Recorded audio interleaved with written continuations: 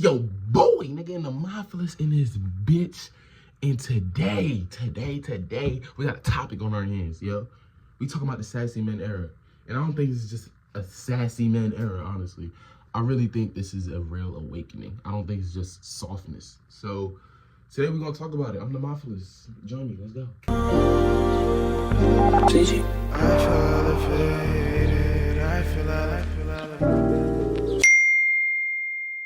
Welcome to the video, guys.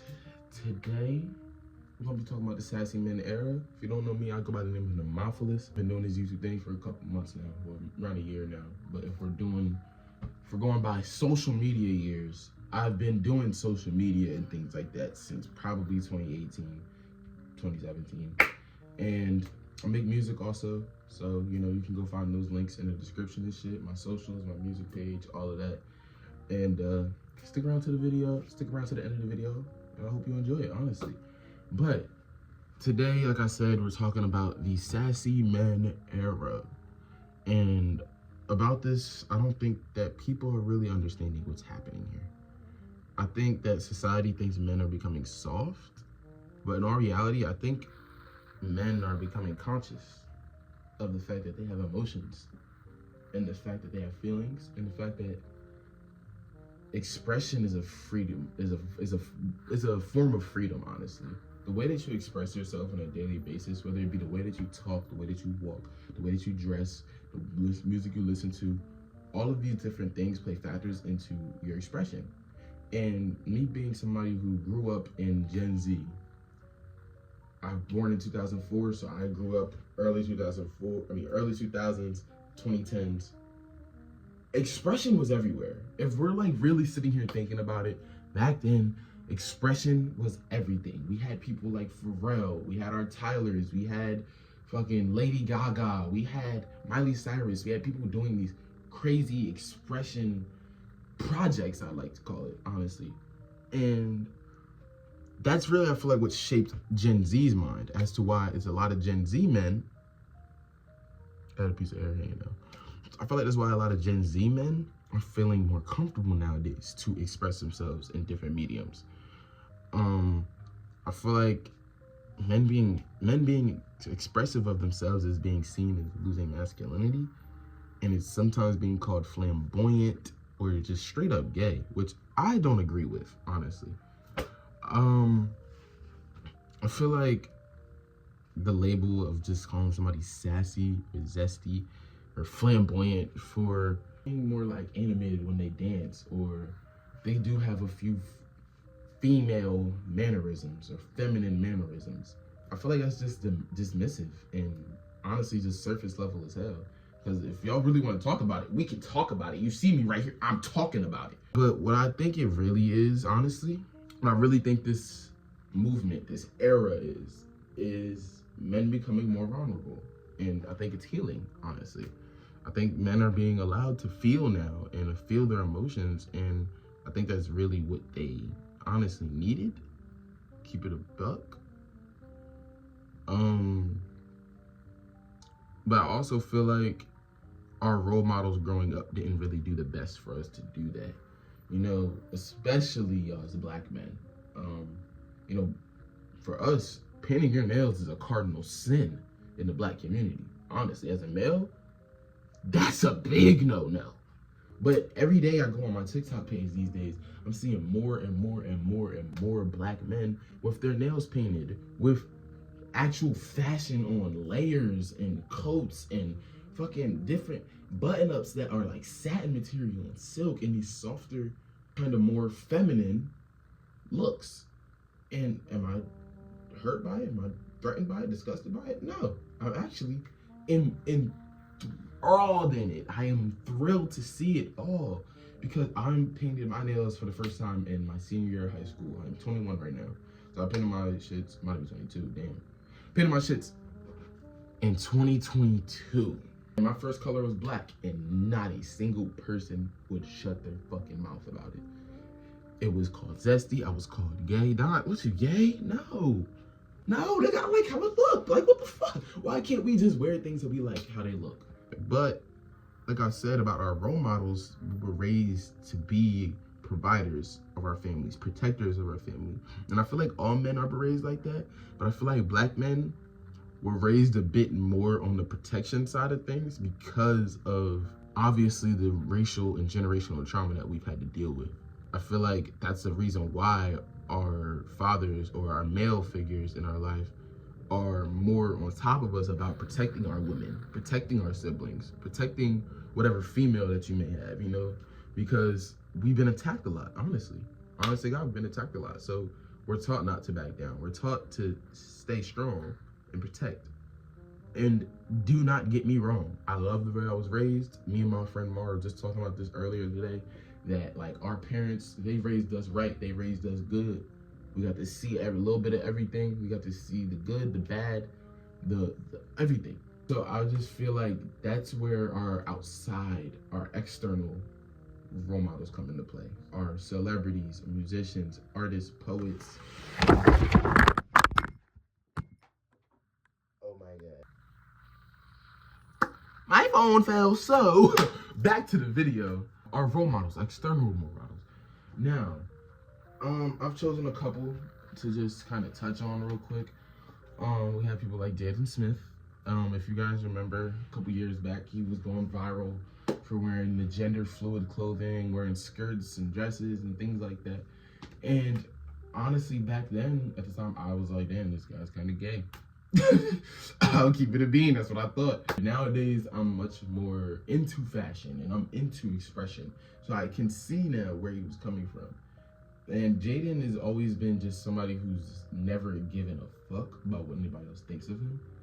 And I admire that about him. And that's something that I definitely live my everyday life by, is not giving a fuck what you think. And also, he is a musician and I listen to his music. And honestly, he's just a very emotionally intelligent man and a conscious young man, which is something that I feel like more people need. I feel like emotional intelligence is seen as something scary, and I feel like it's something that you should be proud to have. Another artist or role model, all of these people are going to be musicians because that's my main thing. But another musician that you know, has displayed signs of showing their feminine side while being a straight male is Pharrell. Pharrell is straight, to my knowledge. And but if you go back to these early 2000s NERD type tapes and listen to it, like Pharrell's singing like his heart out, and that may be regular now, but at that time in the geo that was going on in music at time, that wasn't the norm. Just like Kanye when coming around and having these, you know, positive raps type shit like that early in the day, back when gangster rap was the big shit. So it's like Pharrell really showed that it's okay to be in love type vibe. It's okay to serenade the woman, you know? And don't even get me started on his crazy, amazing strides in fashion world. Obviously, in the male side and in the female side.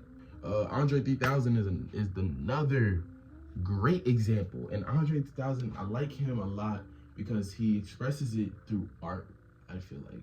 He expresses it through the vulnerability in his music that he shows and the emotion, honestly. I feel like he has a lot of these early songs where he's touching on things like that. But then when he came back and came through with this poetry and the flute and all of these different things, these are like, the flute, there was no male flute players in my school. Everybody's a female in there. And that's already, when you listen to a flute, it's a very soft, delicate sound. And poetry, you know, there's been 1,000,000 poets all over the world for centuries now, obviously. But poetry is a form of expression. I feel like we have to soften up a little bit and take a time and really have the understanding to sit there and put what you're trying to think into words that make people think, in a sense. That's my thoughts on poetry. And even Willow Smith, she is a female who does an amazing job, honorable mention, of expressing her masculine energy while also still being a female and showing that she's very feminine. Willow and Jaden, two of my favorite artists. You know, I love their music, I love their work. And those are like prime modern examples that you guys can go and look at today and really get an understanding of your masculine and feminine balance. Speaking of that balance, we're going to talk about what the masculine side is and what the feminine side is. Traits, 3 traits that I just feel like represent each, okay? When it comes to your masculine, I feel like it's represented by structure, protection, and discipline. The man is kind of what keeps the machine running. He's very bull rush forward, get this done, make sure the kids are doing this, and this, make sure they're doing their chores, make sure my house is locked up at the end of the night, all of that. Now, your feminine, I feel like those 3 traits are your intuition, emotion, and creativity. And creativity could flip-flop, I feel like, also. When you embrace that feminine energy, I feel like that's when those breakthroughs and creativity come through for real. And when you embrace the feminine energy, I feel like that's how you learn to become more understanding and listening in tense situations, whether it be with a male or female, a significant other, a friend, or a random motherfucker on the street. I feel like that's where you learn the real compassion and empathy that you need to be a full human being. I'm not going to use the terms male or female. I'm going to say a full human being. And I feel like humans are meant to carry both. I mean, if we go back into spirituality, because like I said, I am spiritual, we're meant to hold both of these traits straight up. Everyone's born with a certain amount of each of those energies, honestly, but you can strengthen those things through your everyday life.